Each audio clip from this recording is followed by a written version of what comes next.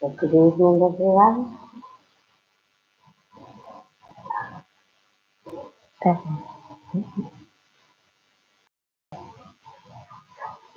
Good evening to everyone. A very big welcome.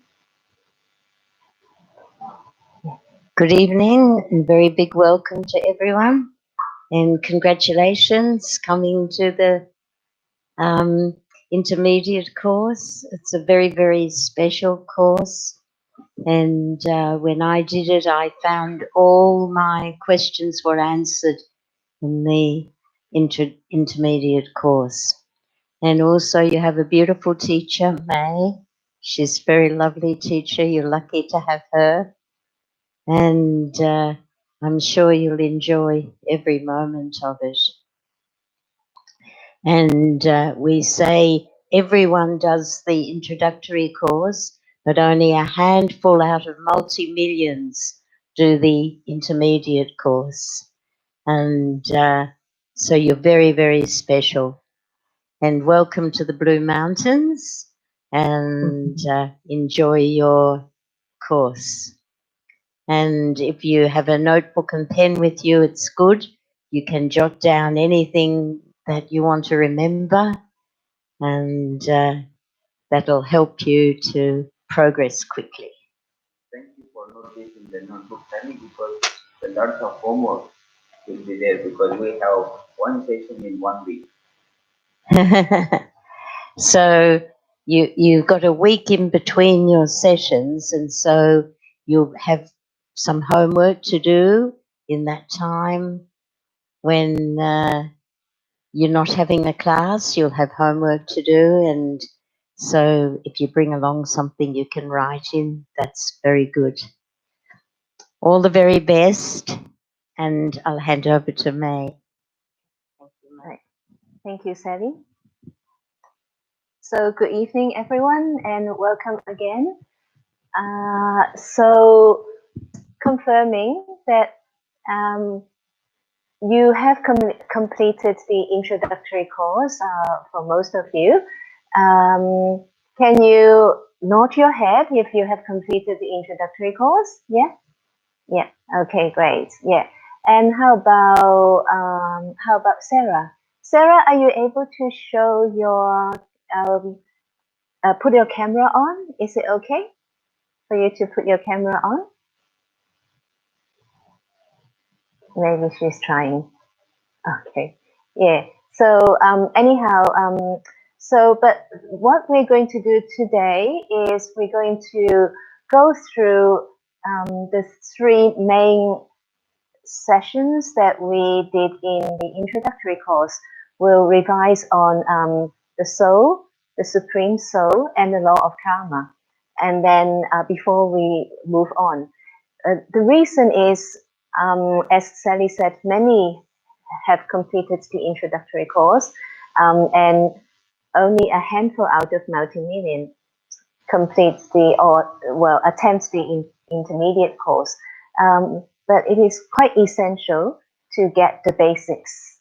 So on the soul, the supreme soul, and the law of karma. So what we're going to do now is we will, just maybe if I could ask you, what we started when we did the introductory course was we started on thoughts, on the different types of thoughts, because why do we put so much emphasis on thoughts? Anyone would like to guess why because we spend quite a lot of time on, and also now that you know the different types of thoughts, but why do we get to know or learn the different types of thoughts? And what are the different types of thoughts? Anyone would like to share? Yes, Jeff and Melissa? I think that because ultimately our thoughts determine our behaviors. Right, our thoughts determine our behavior, yeah. And so there's like positive thoughts, negative thoughts, I forget what the other kinds are.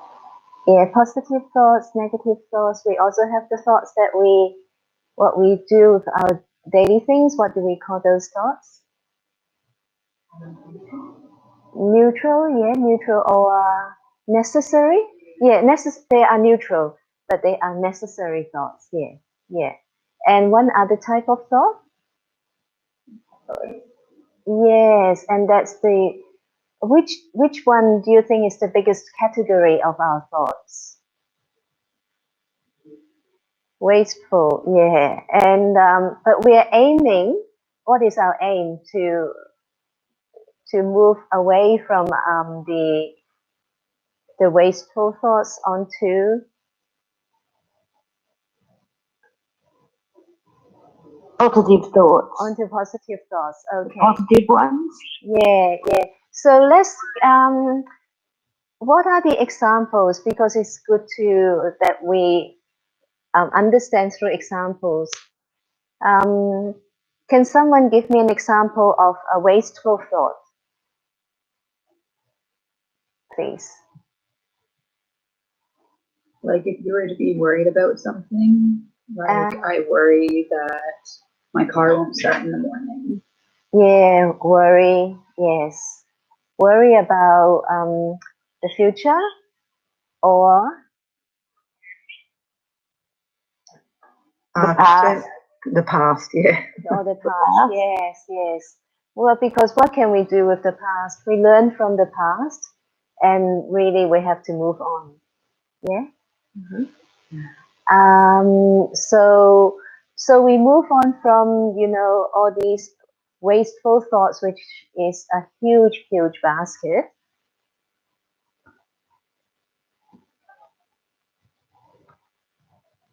And where do we go to from wasteful thoughts?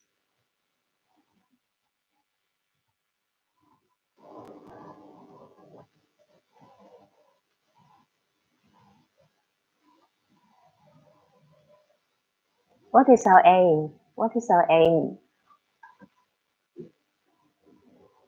Positive thoughts. To create positive thoughts. Yeah. So, what is an example? Can someone give an example of a positive thought? I'm sure you have thousands of examples of positive thoughts. Thoughts of love and compassion towards others. Yeah, thoughts with love and compassion for others. Yes. Anyone? Appreciation. Appreciation. Yes. So beautiful. Yeah. Gratitude. Gratitude. Yeah. Any more examples of positive thoughts? Kindness and respect. Sorry? Peaceful thoughts. Peaceful thoughts. Yeah. Kindness and forgiveness and respect. Kindness, forgiveness, and respect. Very good. Very good. Yeah. And so what do we do? Because, well, we're still work in progress. When I encounter, I have this thought that has been hovering about me the whole time that, I can't really do anything. When I have a thought like that, really negative thought that comes to me, what to do then? Do I let the thought drag me down? What do I do when I have a negative thought that I'm not good enough? What can I do to get myself out of it? I can say something like stop and redirect my thoughts to something positive. Yeah, very good, very good. So we have what we call SOS, yes, stop, observe, and then steer away from that negative thought. And it's very important because, as I said, we are work in progress. So that's why it's important that as soon as we wake up in the morning, we reaffirm who we are. And we're going to get into that topic in a little while, so that we maintain that consciousness, and there will be less likely, because we get ourselves set in the right direction, so it's less likely that I get all these wasteful or negative thoughts that come into my way. But if they do come, then we have the two. We know what to do to steer away from those thoughts. So maybe let's have a meditation now before we start on the topic of who am I. And this meditation will actually give all the clues as to who we are. So it's, you all know we practice open eye meditation. So what's the benefit of keeping our eyes open when we meditate? We can meditate at any time. Yes, we can meditate at any time, yeah. And also? And anywhere we want. Very good, anywhere, yeah. So even walking around, as I am doing, ironing my clothes, because, well, as BKs, we do a lot of ironing. So as I'm ironing my clothes, then I can still be in that meditative state. And actually, it is very, very effective while we are doing our ironing to be in that meditative state, because then we could feel the peace as we are, in our clothes as well. So this is another way if you'd like to try this out. Well, I don't know how much ironing you do, but we spend a fair bit of time with our ironing. So, or maybe when you're doing your laundry, say for example, whatever, I'm sure you can, even when we are brushing our teeth, say for example. So we'll get on to a meditation now. And so with every meditation, what we do is we gently focus our attention in the center of our forehead, because this is where I, the soul, reside. And as we listen to the commentary, we also feel what we are hearing, because meditation is about getting in touch with the inner self and also getting in touch with our feelings. So is that okay? Yes. Yep. Right, okay. So we'll we'll also move the camera to this beautiful point of light, which is a reminder of your beautiful self.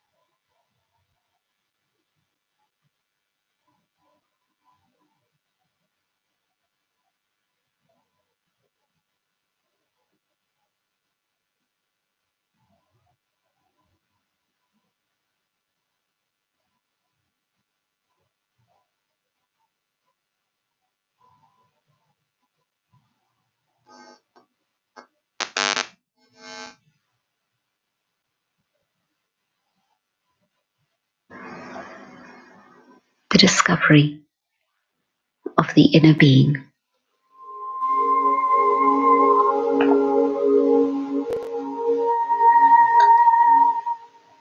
Sitting quietly,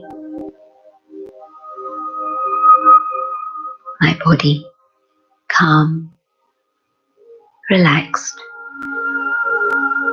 and still.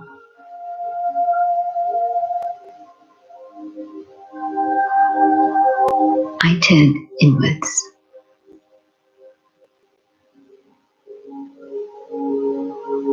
I know that my eternal identity is not of my physical costume. My physical body is simply an instrument that I use at this moment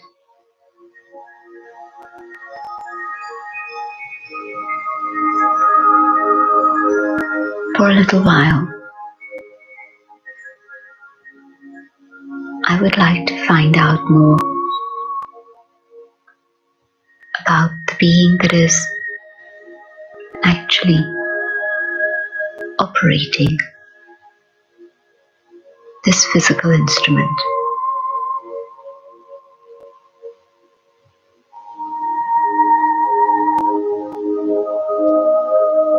In the quietness,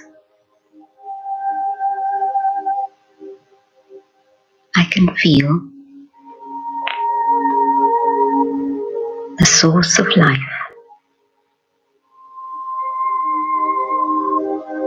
shining,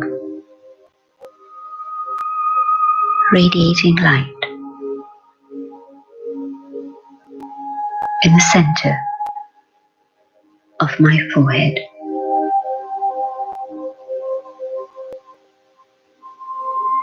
I come back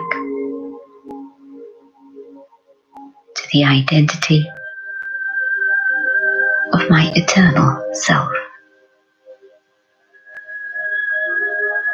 This is who I am. And no matter how my body may change, no matter how the circumstances of life may change, no matter how relationships change, or even how the world changes, I am eternally a being of light. Within all the changing factors of the universe, I am constant.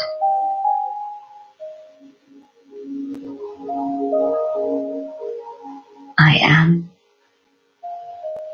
a point of light with peace, with love within my own being.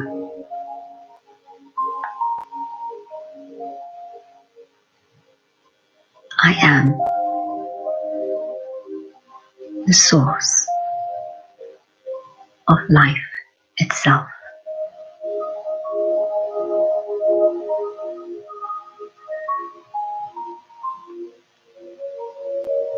Turning inwards,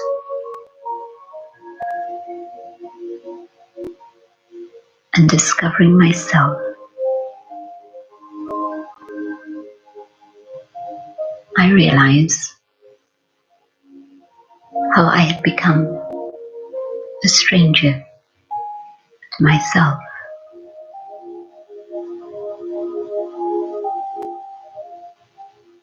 I had forgotten myself, and so I had not been able to love myself.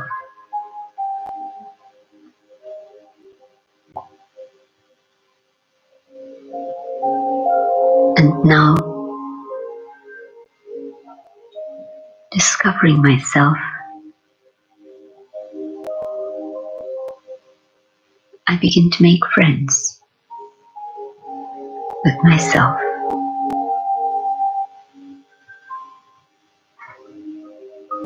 I acknowledge the value of my own existence, the beauty of my own being.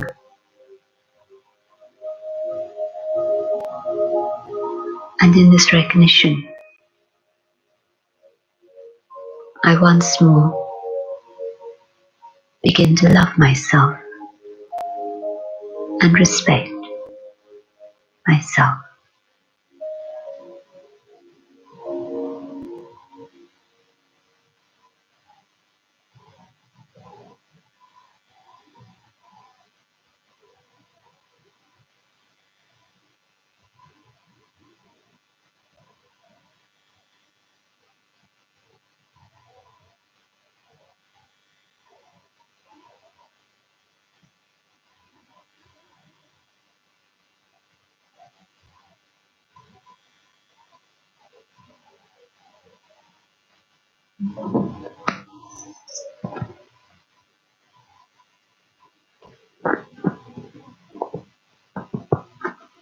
Shanti, so how did you find that meditation just now?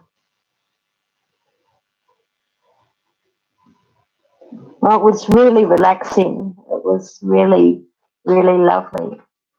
Thank you, Mandy. Beautiful and peaceful, and recognizing who we are. Recognizing who we are, yes, yes. And so one of the beauties of Raja Yoga meditation is we really learn to know who we are.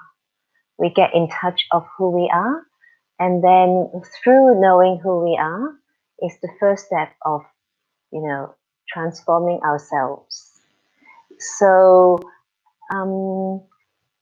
now we're going to move on to, so we just move on to the different, to our spiritual CV. This is the revision on who we are, because the first step of Raja Yoga meditation is to turn within, turn ourselves inwards. So that commentary just now would have given all the answers, or most of the answers to this spiritual CV. So my spiritual name is, what is my spiritual name?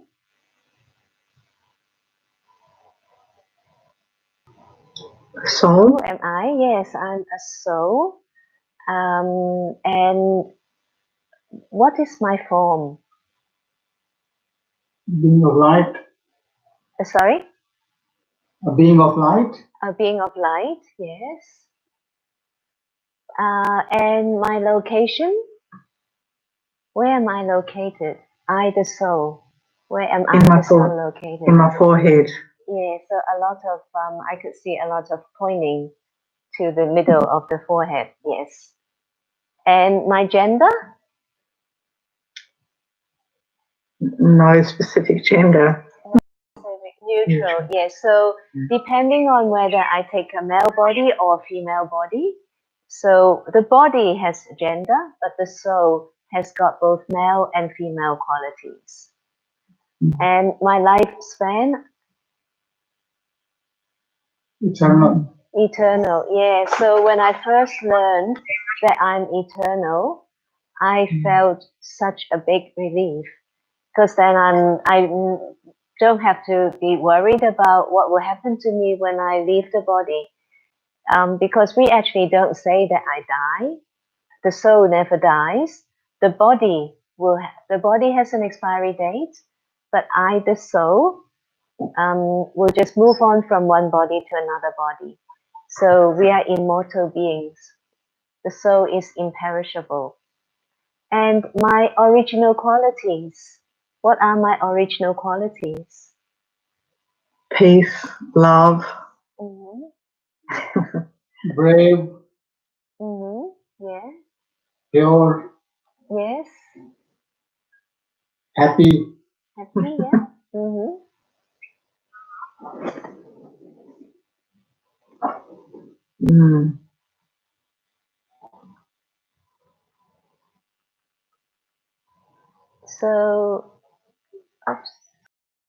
So our original qualities: purity, peace, love, happiness, and power, the spiritual powers.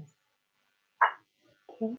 And it's through meditation that we re-emerge these original qualities that are innate in us. So these qualities are part of our DNA. We don't have to go too far to find them, because they're already in us. It's just at the moment, sometimes I'm not so peaceful. Sometimes I'm a little bit angry. Sometimes I'm a little bit sad, say for example. But those are not our original qualities. So through meditation, we re-emerge these original qualities that are in us. So that's why usually when... May? Yes, Mandy? Can you just say what power is?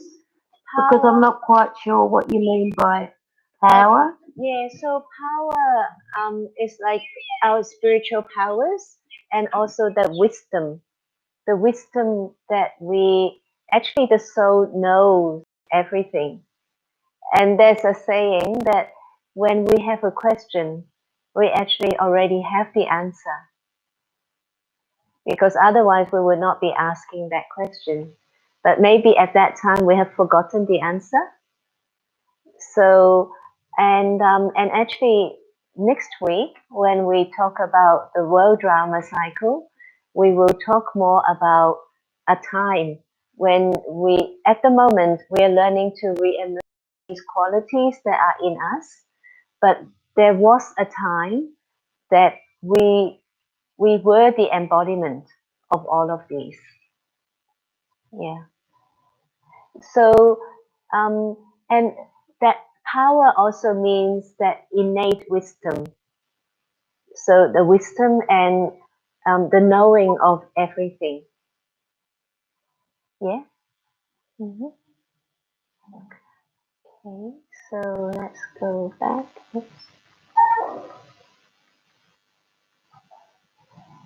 Okay. So just now I say my spiritual name. So we say I'm a soul. But what type of a soul am I? How do I qualify?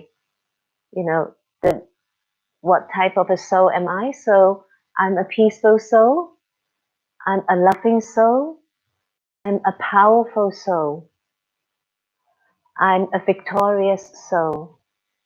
I'm a pure and victorious soul. So usually after a long day and I sit down to meditate in the evening, when I sit down, my mind may be running. And so when I sit down and I reaffirm to myself that I'm a peaceful soul. So that's why we have this saying, we have this greeting, Om Shanti, Om, I am, and Shanti is peace. So I am a peaceful soul. When we say Om Shanti, we're reminding myself or ourselves who we are, and we are also honoring to whom I'm saying Om Shanti that the other soul is also a peaceful soul. And so how do we sit so far? Are you comfortable with this spiritual CD of yours? Yes. Okay, yeah. And so my original home, where is my original home?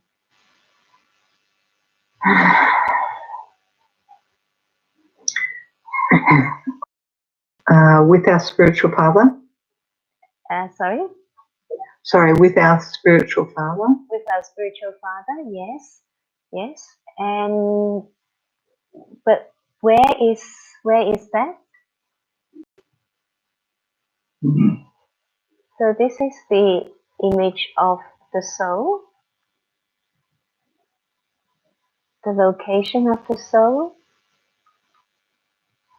our qualities, yep. And so my original home. So when we say our home, like our in the universe. Sorry? It's like in the universe outside of the earth. Yes. In the light world. The light world, yes. Yep, it's a world of light. And we call that the soul world. So this is the soul world. So this is where we live, the physical world. Physical world is a world where there is sound, there is movement, and where there is... May, can you move? Yeah? Can you move it over to your left a little bit? Move to my... The screen? Screen, okay. Actually to your right, yeah. Yeah, okay. We'll to your right, sorry. We'll increase that. Yeah, okay. So, yeah, so the physical world is the world where there is movement, where there is sound, and change is constant. That's the world that we live in. And then there's this subtle region, an area of white light. We'll talk more about the subtle region in the later part of the course, but at the moment we'll just see this subtle region as the world where angels live. So we all have our angelic form, our perfect form, and later on we'll also learn how to what we do there in the subtle world, the subtle region. And then this world of light, the soul world. So the soul world is a world of silence. There's no movement, no sound, and that's our original home. As souls, before we come onto this physical world to play our parts, that's where we originally reside. So let's do a quick exercise to travel. So it's like this is what we call making our spiritual pilgrimage. So we're all spiritual pilgrims, and when we travel from the physical world to the soul world, this is it's like our spiritual drill that we go from with the power of our thought, with concentration, we go beyond the physical dimension to go to the soul world. So let's do this exercise now. So usually when we meditate, we usually keep our eyes open. So, but now I'm going to speak this commentary. If it helps you, if you would close your eyes, that's fine too.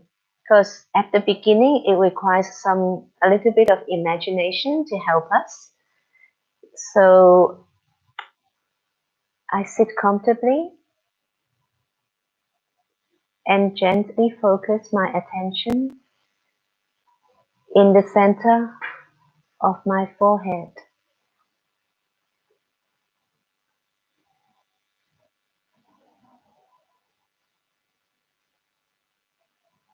I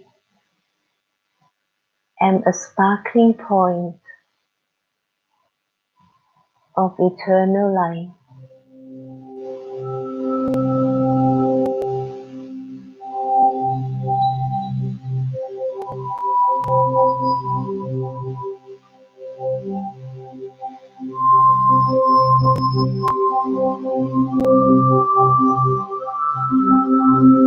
I, the soul,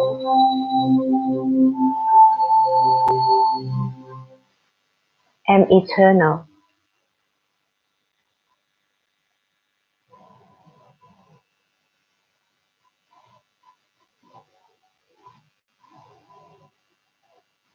This body of mine is an invaluable instrument.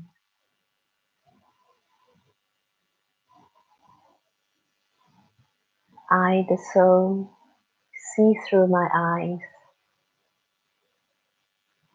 I, the soul, listen through my ears.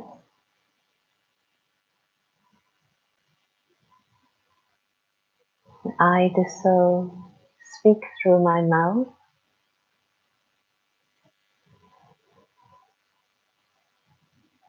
But I'm not my eyes, my ears, or my mouth.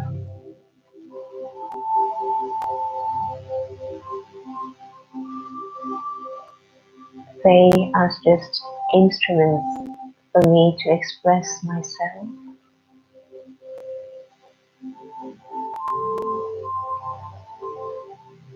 I, the soul, am living energy.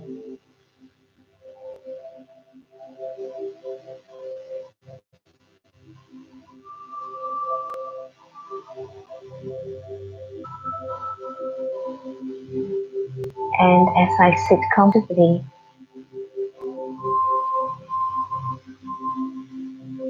in my home,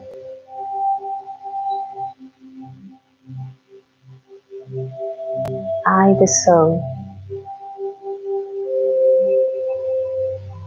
this sparkling star,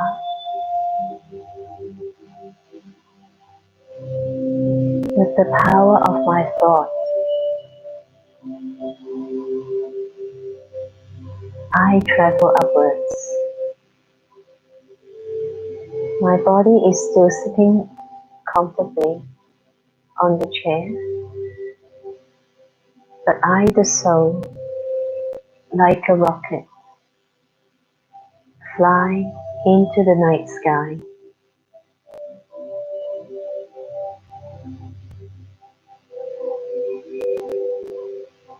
I fly above Sydney or Melbourne. I fly away from Australia. I fly away from planet Earth. I fly into the universe.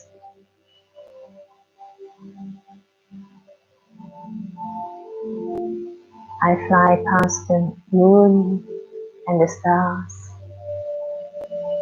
And gradually, I come to the soul world,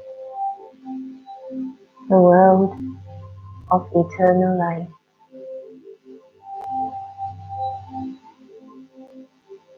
the world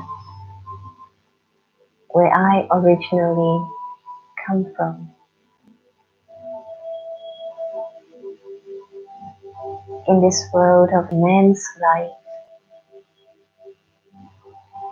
in man's golden red light,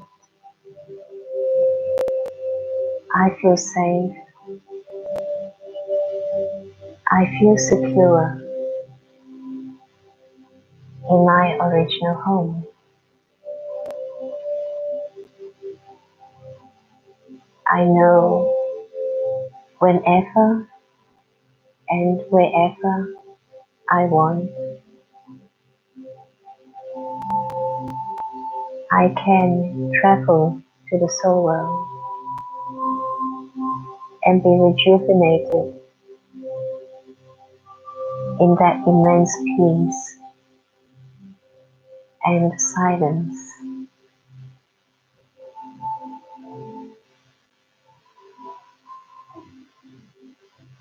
I feel free. I feel secure in this eternal land of life,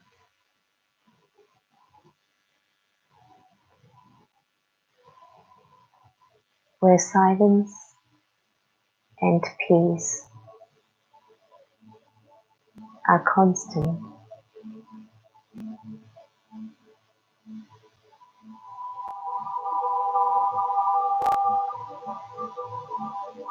So now, because I've got things to do, so I prepare myself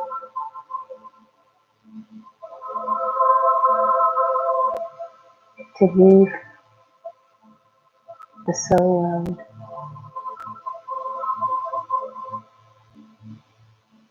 So I fly past this area of eternal white light, the subtle region, and I travel back into the physical dimension. I fly past the sun, the moon, and the stars. I fly past the planets. I find planet Earth. I find Australia. I find my hometown. And I come back into my physical body.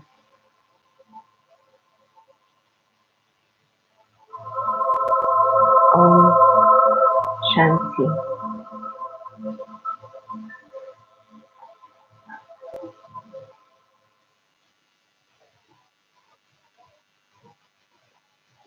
So how did you go with the meditation just now?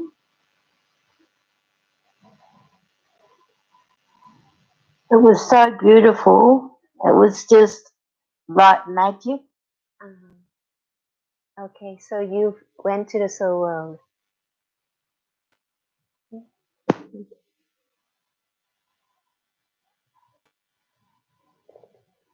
So was it okay for everyone? It's a prolonged version.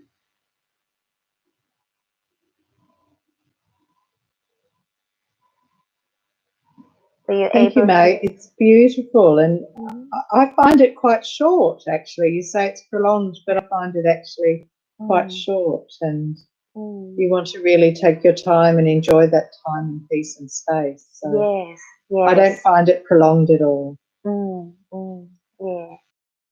So yeah, usually we stayed there for much longer, but like gradually with the power of our thought, in a second we go up there. So we don't have to go through, Australia, all these, the sun, moon, and stars. We just go, just with the power of our thought. We just travel up there, like as if we want to go to New York, say for example, we can just immediately go there as well. So, and we travel long way, much further to this far away land, our original home. So. So we just keep on practicing. So have you got any question or any comments so far?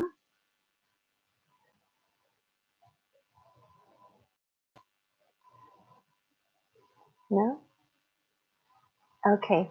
So then I think Sue mentioned earlier about, when we mentioned about our original home, the home where we go to meet our parents.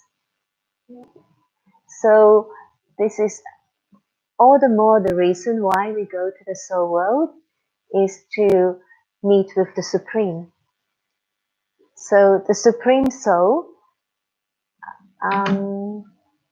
what do you remember about the Supreme Soul?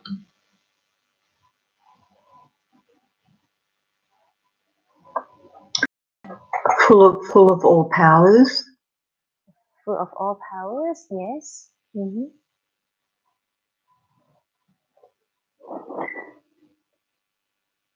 As in a body? Yes.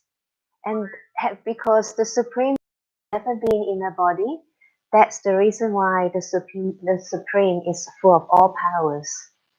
Because for us, we keep on taking bodies, and so originally we were also full of all powers, but because of gradually taking birth and rebirth, so our power source has diminished, and that's why when we meet with the Supreme, when we have this point to point, and yoga is point to point, so I the soul one point and the Supreme Soul the other point, when we meet together, this union, this yoga, that's when we feel we make use of the energy of the Supreme so that we can recharge ourselves, that our battery is charged. Yeah. So anything that we remember about the Supreme Soul?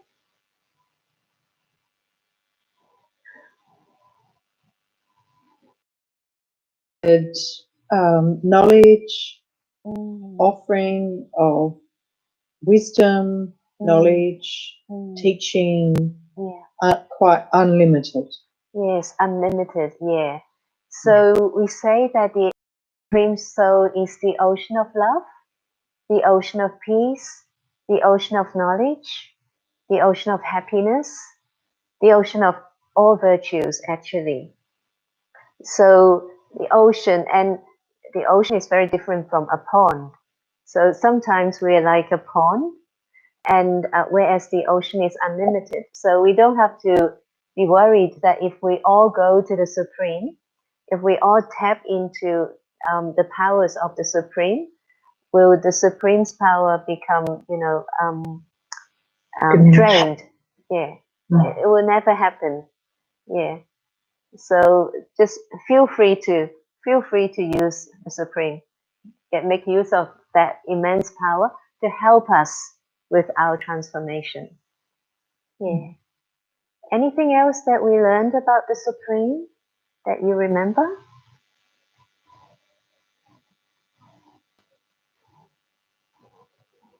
That it's like our parent, either our mother or our father, our best friend, our companion. Yeah. So different relationships with the Supreme. And so when we form different relationships with the Supreme, then we feel closer to the Supreme. Yeah.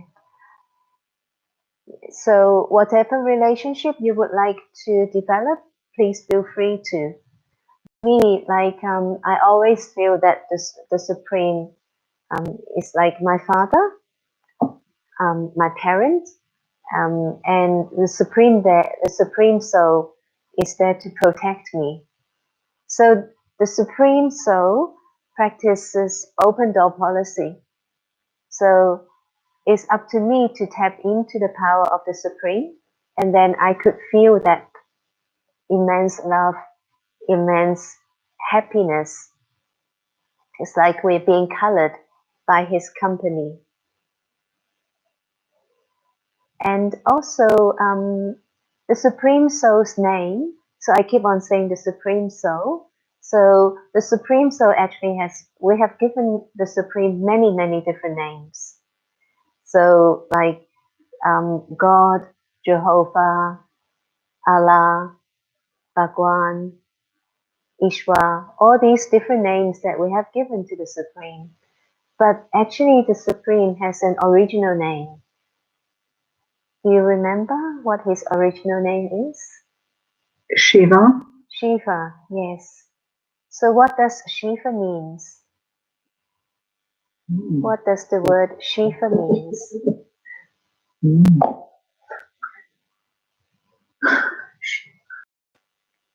So Shiva means a point. So like us, the Supreme Soul is a soul as well. So Shiva means a point of light. Yeah.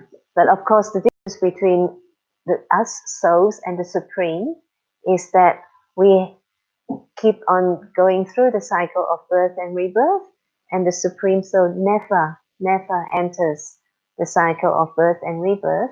And in that way, the Supreme Soul's power has always been retained.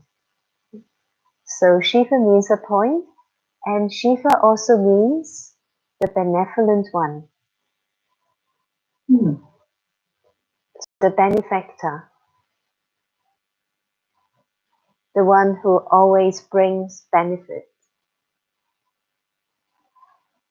And one other meaning of Shiva is the seed.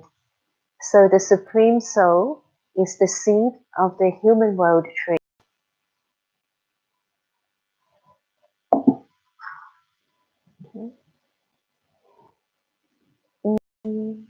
Okay, so let's have another meditation if you are okay with that. And so with this meditation, we actually go and meet with the Supreme. Yeah, okay. So this time, I request if you could, just now it's a bit confusing. Last time I said if you want to keep your eyes open, if you want to keep your eyes closed, that's fine. But now this time, if I could ask you, try to keep your eyes open. And we'll focus on, so you can either focus on this point of light, just for your external vision.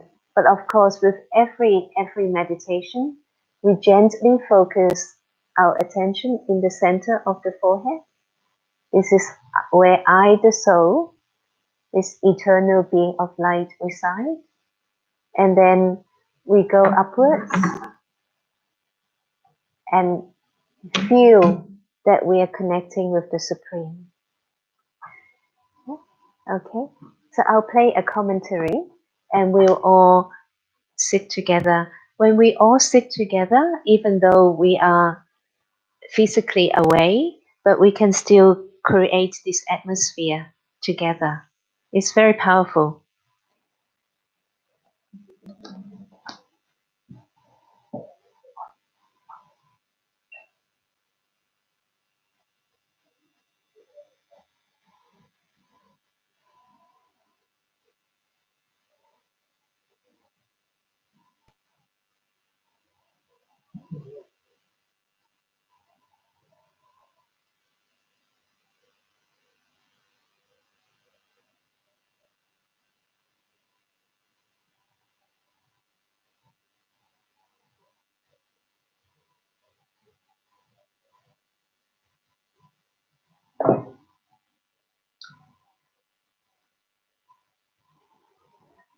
Meditation 3, the Supreme Link. This is the third step of Raja Yoga, understanding and experiencing the Supreme Energy, the Supreme Being. Once again, sit relaxed, let the mind be still, and let yourself step into your inner silence.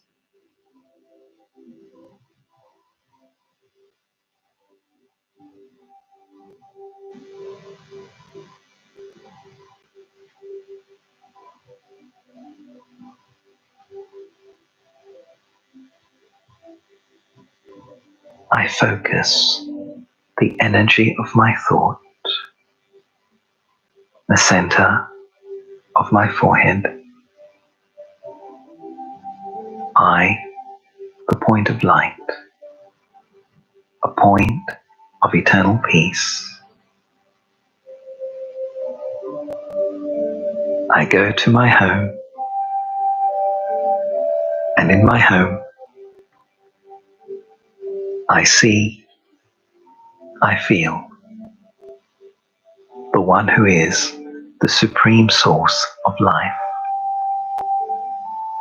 the one who is eternally benevolent to all things,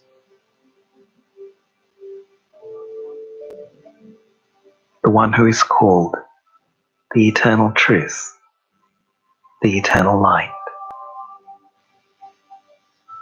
And as I come closer and closer, I begin to understand how this being is so pure and remains constantly positive, constantly true, the one who has the knowledge of this universe and of my life, the one who is the supreme source of truth, the one whose state of being knows no sorrow nor gives any pain or sorrow to any other being.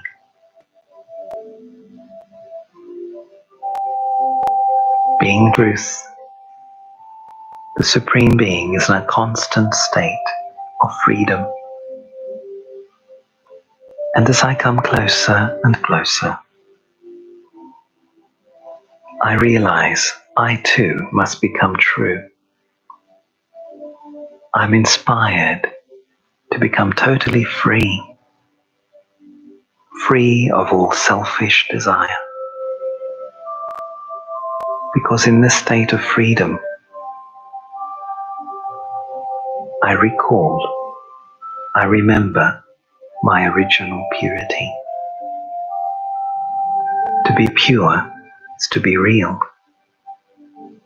To be pure is to be natural. The pure is never violent, can never give pain or suffering.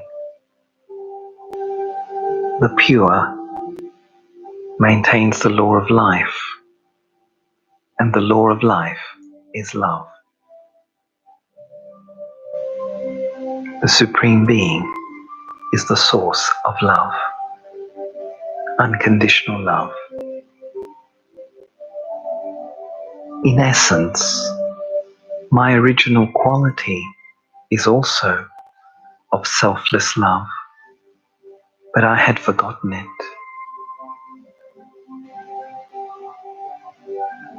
But as I come closer to the source, I begin to remember and I begin to experience that pure love once again.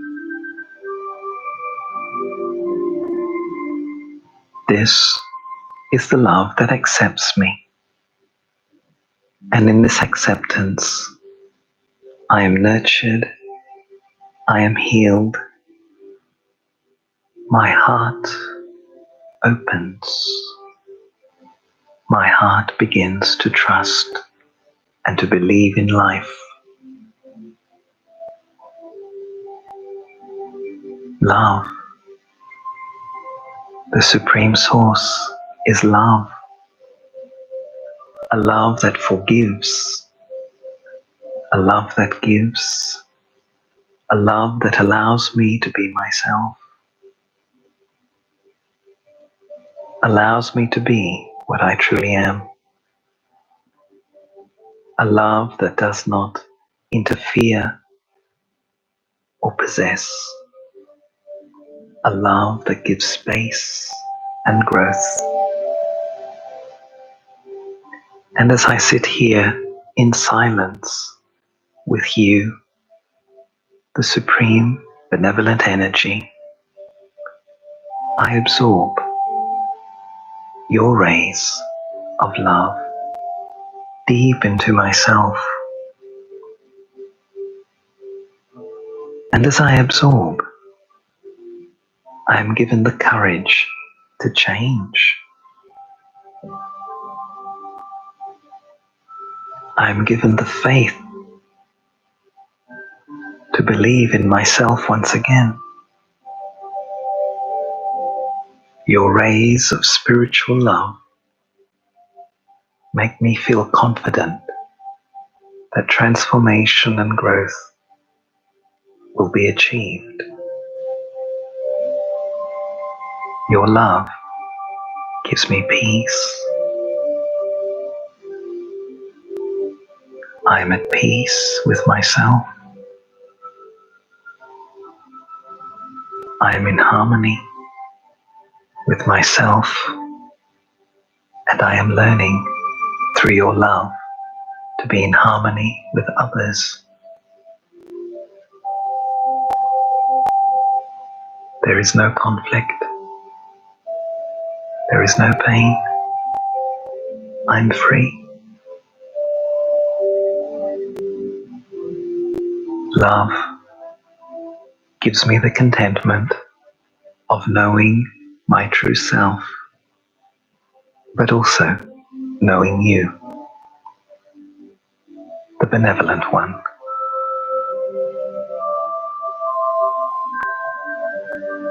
You never forget who you are. I forget. I forget my value. I forget to respect myself. I forget that all things are within me eternally. Your love helps me to remember.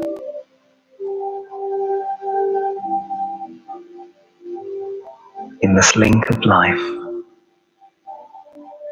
in yoga, with you, I remember who I am.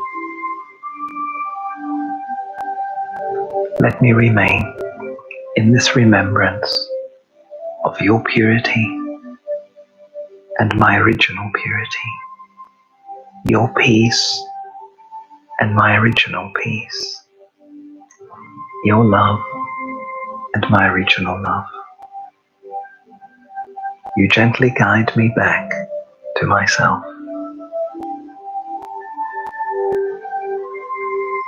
I have awoken.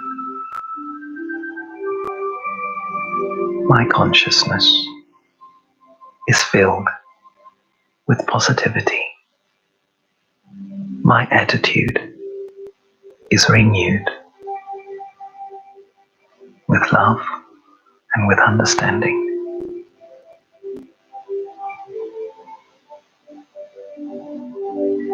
Love and understanding.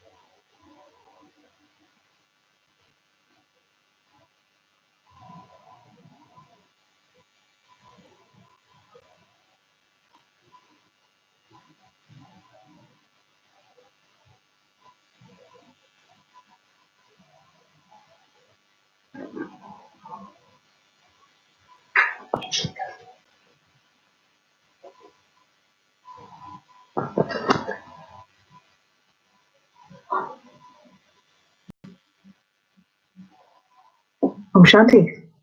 How did you feel after this meditation? How was the meditation just now? I felt the power and I felt the love and I just felt like I was being filled. It was amazing. Yeah, it's a good experience, yes. Like coming home. Yeah.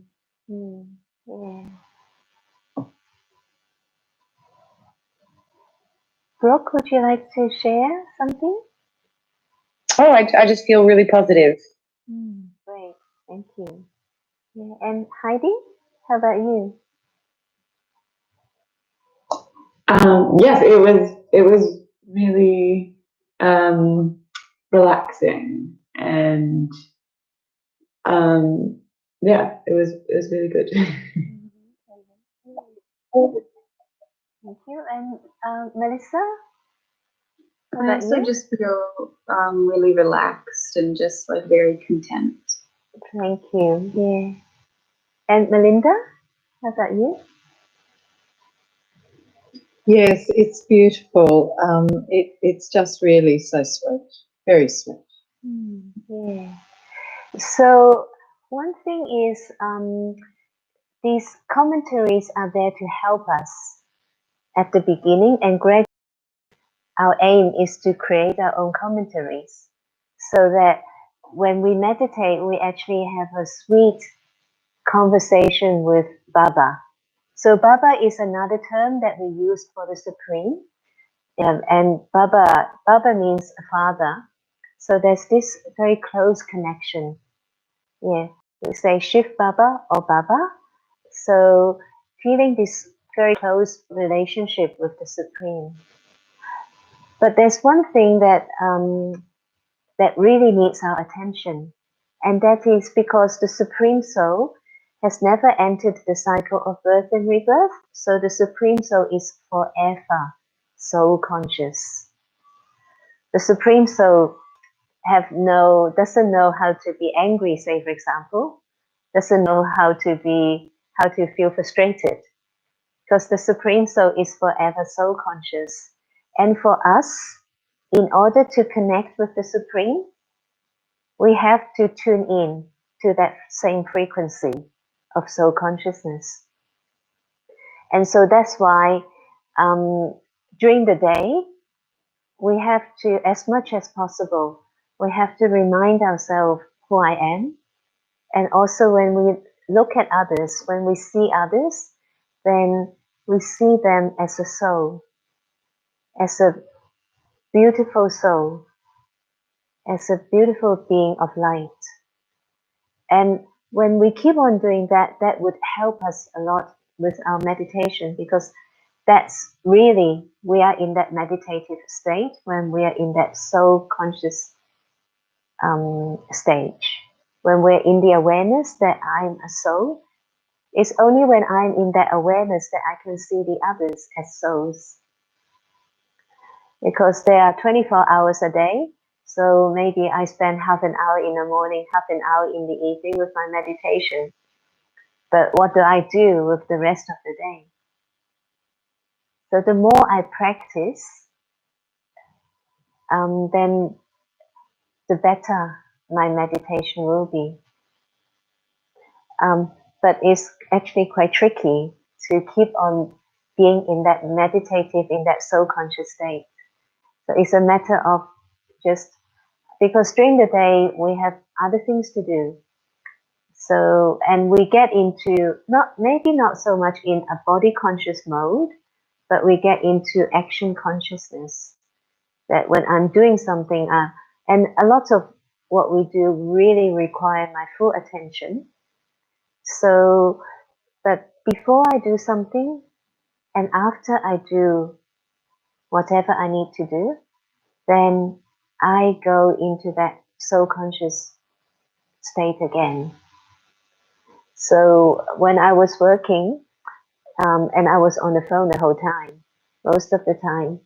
So before I pick up the phone, I remind myself who I am.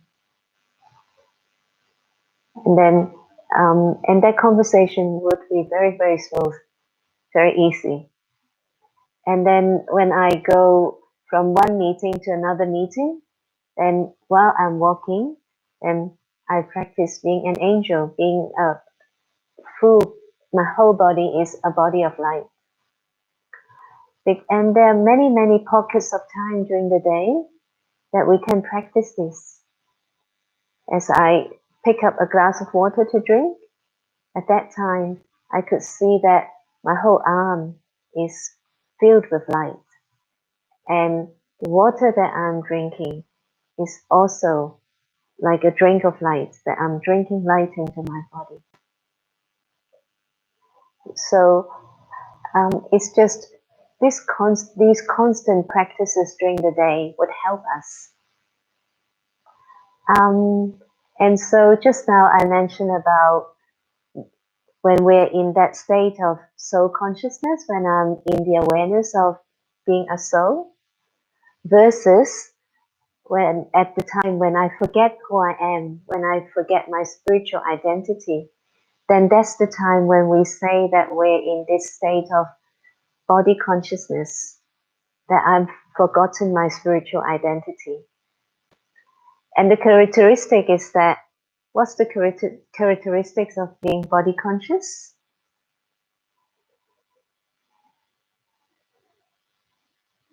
You're sort of heavy, and your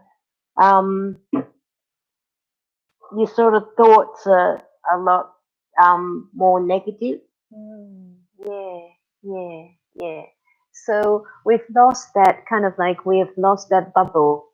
Because when we're so conscious, it's like in a protective bubble that I'm being protected with elevated thoughts, or that elevated energy. As soon as I step out of that soul consciousness, then I go back to my not so desirable qualities, or what we call sense gas.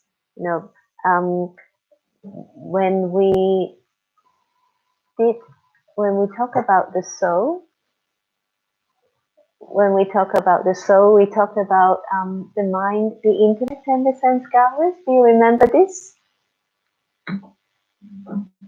Yes. The anatomy of consciousness, or the anatomy of the soul. The conscious mind, which is where the mind is, where our thoughts are generated, and then the intellect. So at the moment, your intellect is judging whether this is all making sense to you. And then we also have the subconscious mind, or what we call sanskaras. And that's where all our memories, our habits, that's it's like a storeroom. And so at the moment, our intellect is a little bit weak, because the intellect is also like willpower or our conscience. So through meditation, we learn to strengthen our intellect. So the intellect is also like that filter. So the filter where we filter positive thoughts and sift away, the negative. So as the intellect becomes stronger, then our judgment is also more accurate, and our decision power is also stronger. And this is done through meditation. Over time, our intellect becomes stronger. And then, but whatever happens to us, there's an impression that's left in the subconscious. And so, where also this is also our sanskaras. So we have like our original sanskaras, our original qualities, and we have also a learned set of traits, and they are the not so desirable ones. And through meditation, when we focus on the positive, the negative will gradually disappear.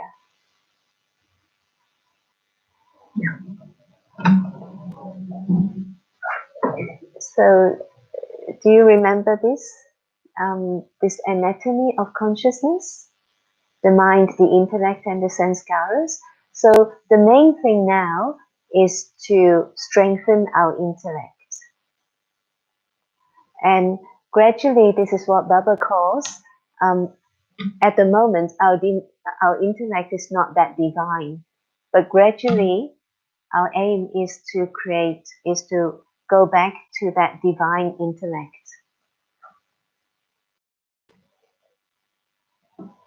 Does this make sense to you?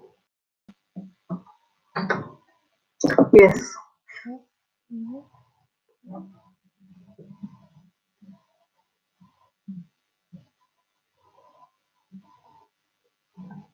Okay. So,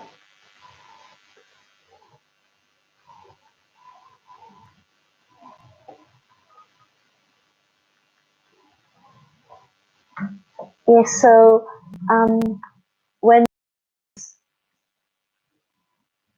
naturally, when we're in that introspective state, naturally we are light,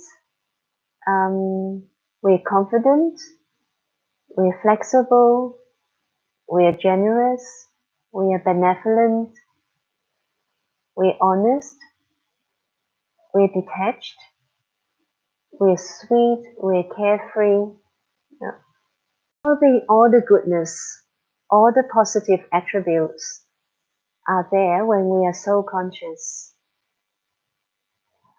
On the other hand, when we forget who we are, when we are in this state of spiritual amnesia, then we have this ego will come in as our biggest enemy, our ego. Then we get confused, we get jealous, we get short-tempered, we become greedy, disrespectful, lack of self-confidence, we are impatient, we become attached, and also we become insane. So all the negative traits would appear when we forget who we are, when we become body conscious. So that's why this practice of soul consciousness is our first lesson, and it is also our last lesson. It's a ongoing life process. And our transformation is to transform ourselves from being body conscious to being soul conscious, from having a strong intellect into having a divine intellect. But it takes time, and it's so wonderful that we have this eternal powerhouse to help us through our transformation.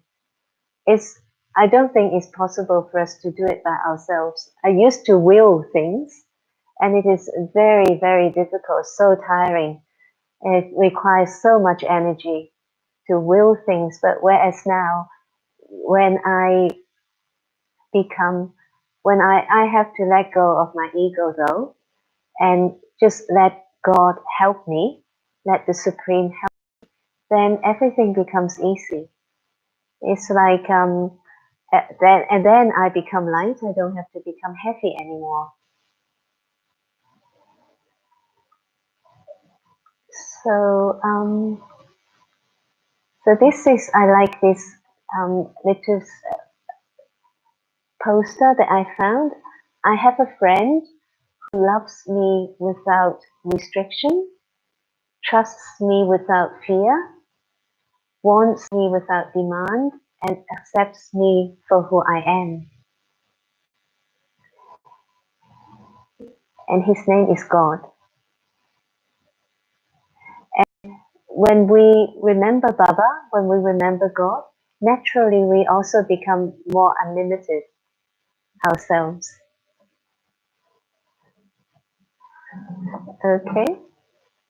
Okay. So, and in a lot of religious beliefs, that God is the universal light.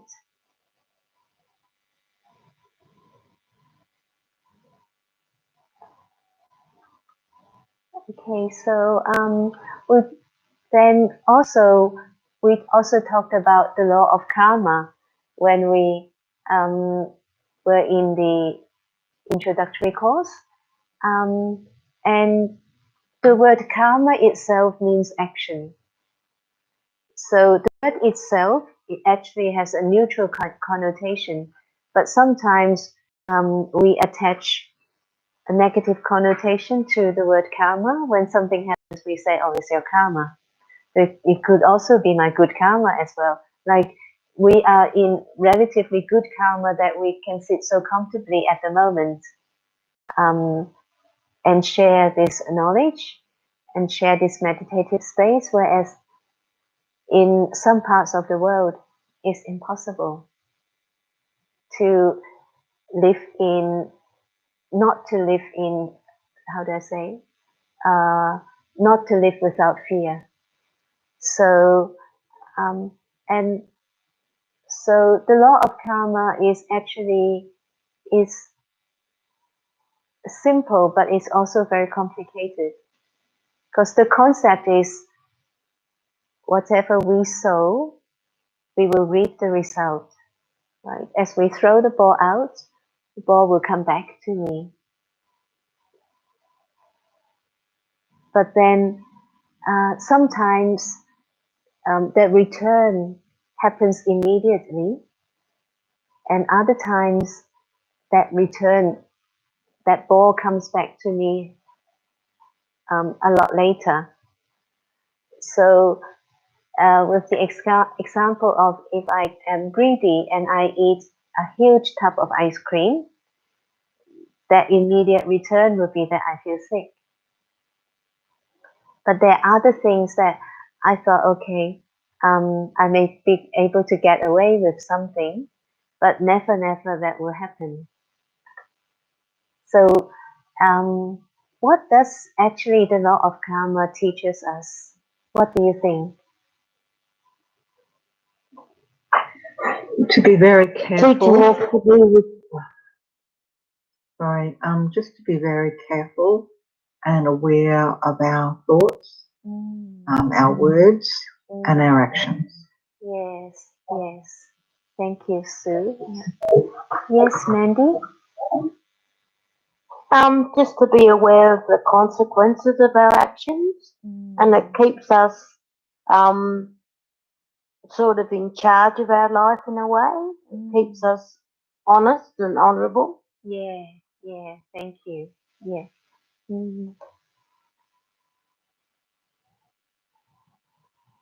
And what does the law of karma mean to us? Anyone else?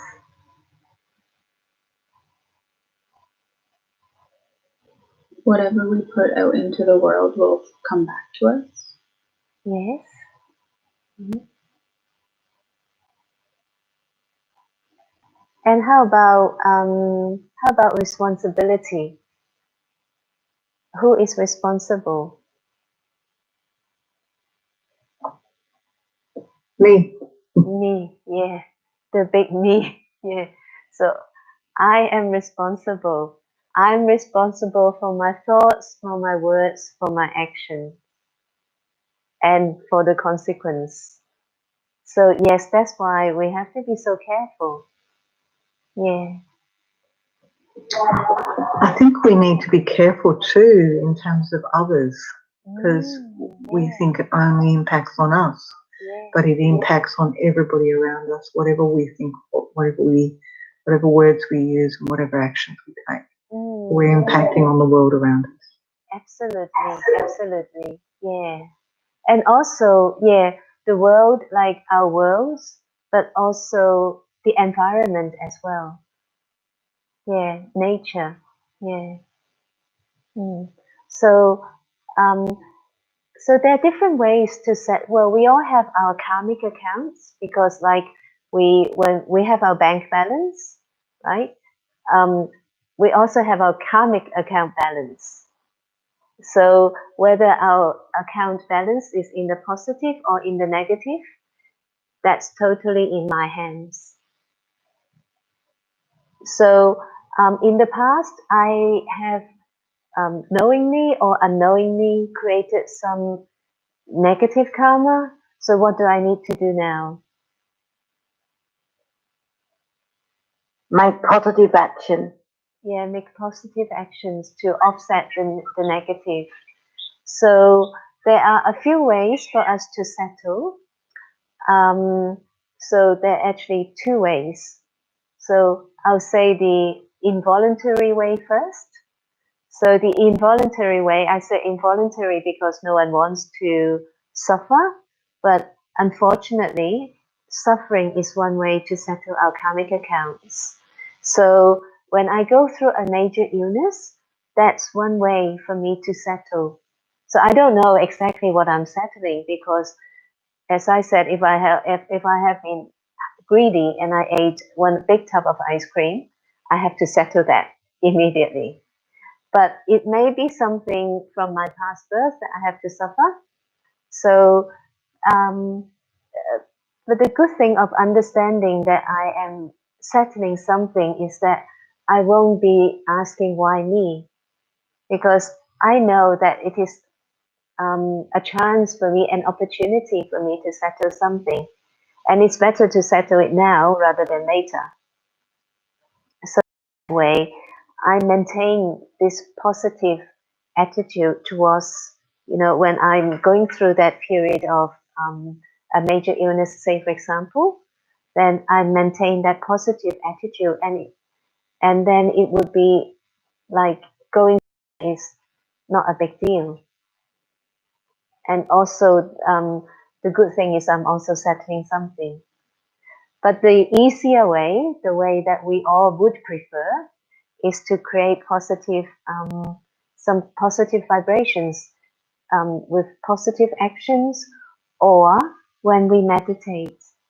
Because when we meditate, we're naturally creating positive and peaceful vibrations, and that would help offset whatever we created in the past, knowingly or unknowingly.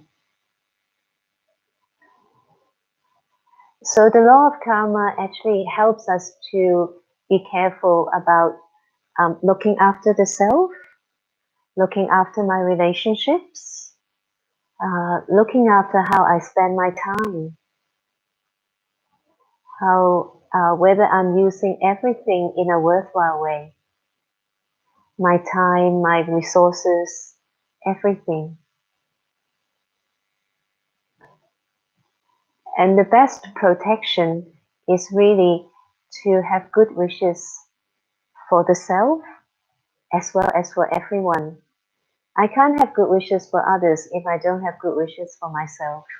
I can't love others unless I love myself. And the best example of learning to love the self is through Baba, through Baba's unconditional love, because that unconditional love will help us help to wash away all the all our harsh personality traits, or our harsh samskaras. So we have this. This is an excerpt from Mike George's book, In the Light of Meditation, about the law of karma. It says, sow an intention and reap a thought. Sow a thought and reap a feeling. Sow a and reap an attitude. Sow an attitude and reap an action. Sow an action and reap a habit. Sow a habit and reap a personality. Sow your personality into your relationships on your journey through life, and you will reap a destiny.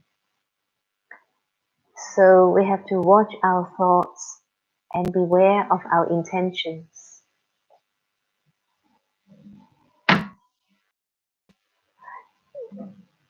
So in a nutshell, I try to manage to revise, the first 3 lessons in this short period of time. But I would like to give you some homework.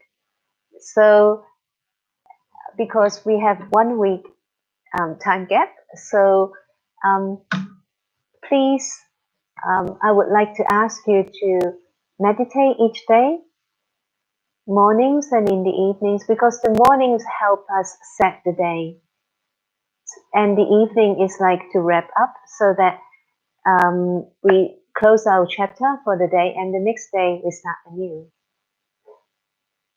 And also, so meditate mornings and evenings, and also practice traffic control.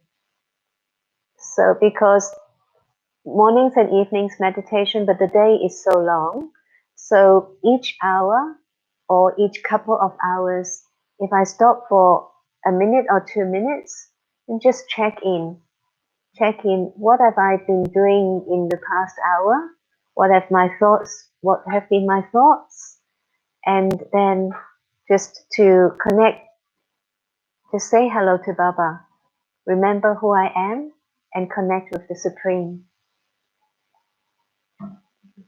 So meditation, traffic control, and also find some time to write a letter to God, write a letter to Baba. So imagine that God has written to you. In what ways would your spiritual parents' love for you be expressed? What would his hopes what would be his hopes for you? What would be her expectations of you?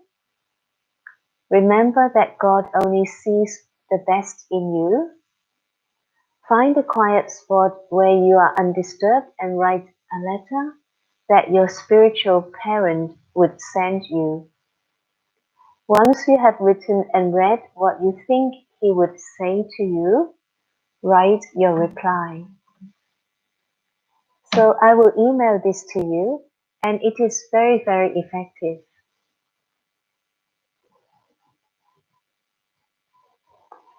So have you got any questions or any comments so far?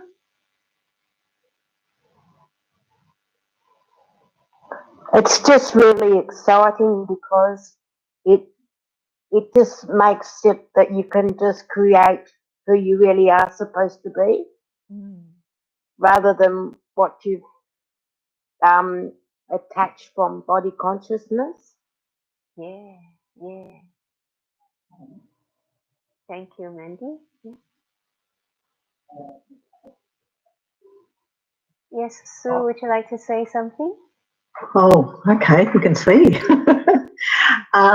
I was just going to say, it's it's beautiful to remember who we are, who we truly are, and who everybody else is. And by focusing our mind on that, we begin to transform our lives, and we do transform the world around us because we change it through the vibrations. We change it because when we change, the world changes. Absolutely. Okay, so unless you have any question or any comments, we will finish tonight. Is that okay? Yeah. Okay, so we just have a short meditation, a 1-minute meditation. So just focus on this beautiful point of light.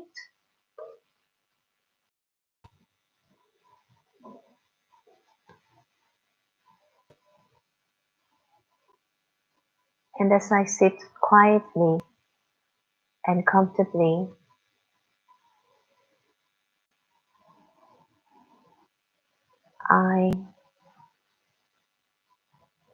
the eternal, sparkling,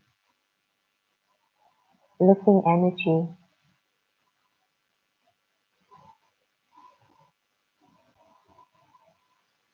connect myself with my dear parents, my Baba, the eternal light,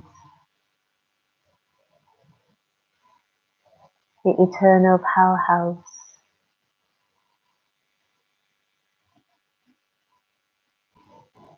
And I feel Baba's love, that unconditional love, showering onto me.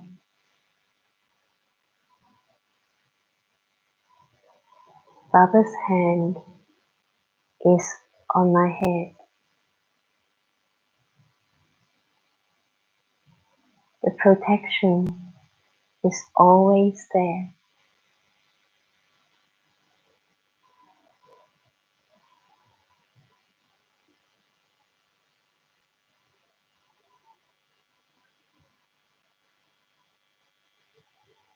And with this sense of security,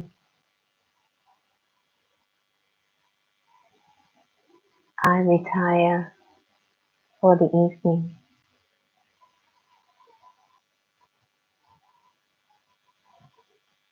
I thank the Supreme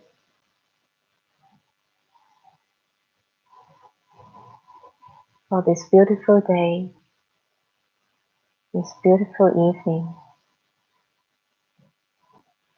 and tomorrow will be another good day for me. Om Shanti. Om Shanti. So good night and bye-bye. Om Shanti. Thank you, May. Thank you very much.